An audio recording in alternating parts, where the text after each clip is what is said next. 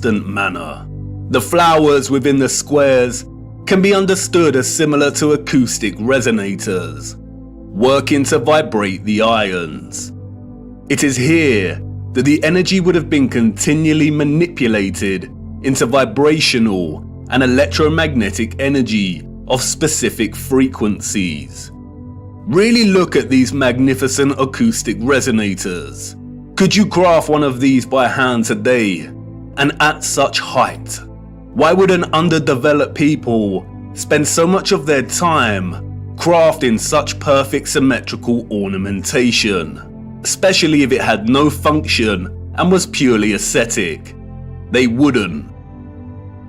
The cavity resonators and magnetrons would have had to have worked in partnership with a central engine or reactor contained within all these structures.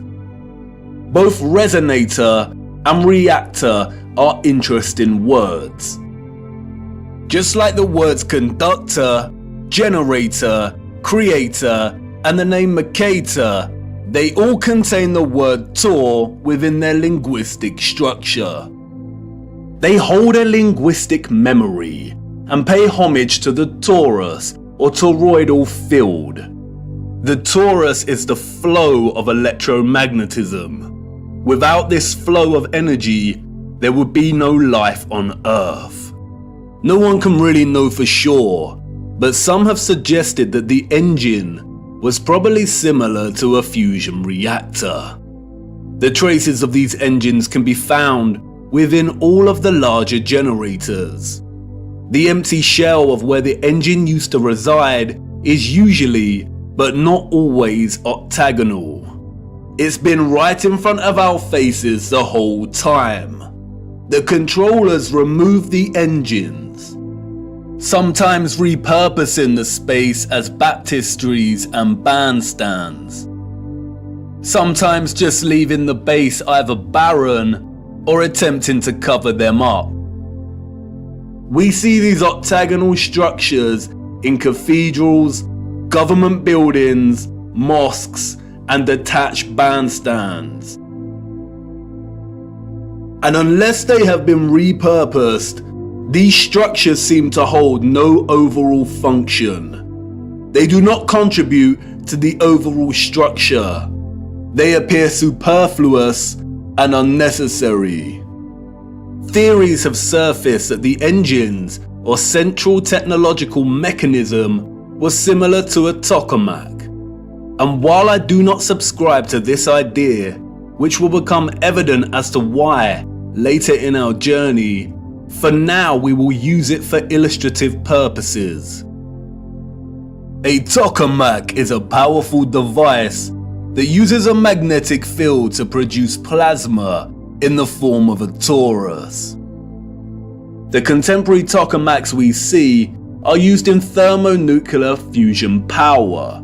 The tokamak's toroidal field, in conjunction with the vibrating ions from the ether, would have produced a highly conductive electromagnetic field of gases called plasma, just like our sun and ionosphere.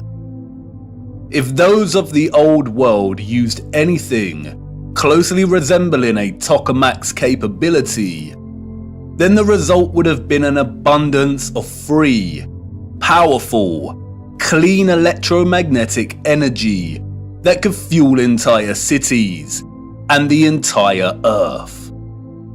These were never churches, cathedrals, castles, and parliament buildings. They were all huge engine generators.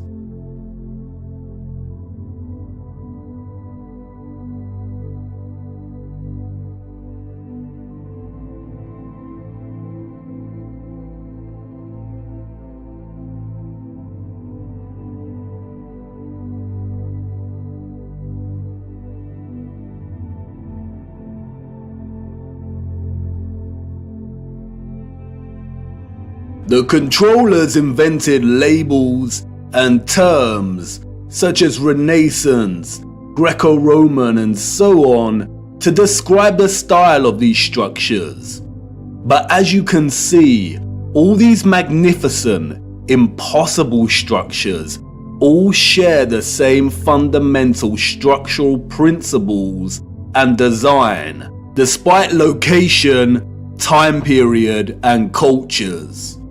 And this is because they were created with the sole purpose of generating energy. And just because these structures were never used for prayer and worship does not mean they were not holy sites.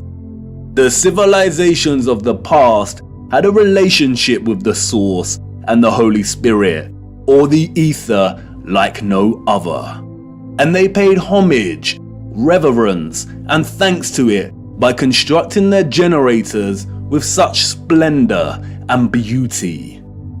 And not only that, but they constructed the entirety of their structures, statues, and ornamentation in reverence of this gift, in reverence of the energy production that made their way of life possible in the first place. The laurel wreath, which the satanic controllers have corrupted in their appropriation of the symbol and redesignation of it to represent Apollo and Lucifer, is in fact a toroidal coil. And we see the toroidal coil throughout the old world's infrastructure, as simultaneously having both a function and a celebration of this function.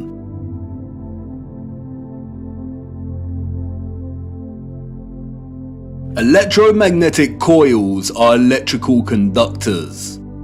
They are used in applications where electric current interacts with a magnetic field. In devices such as generators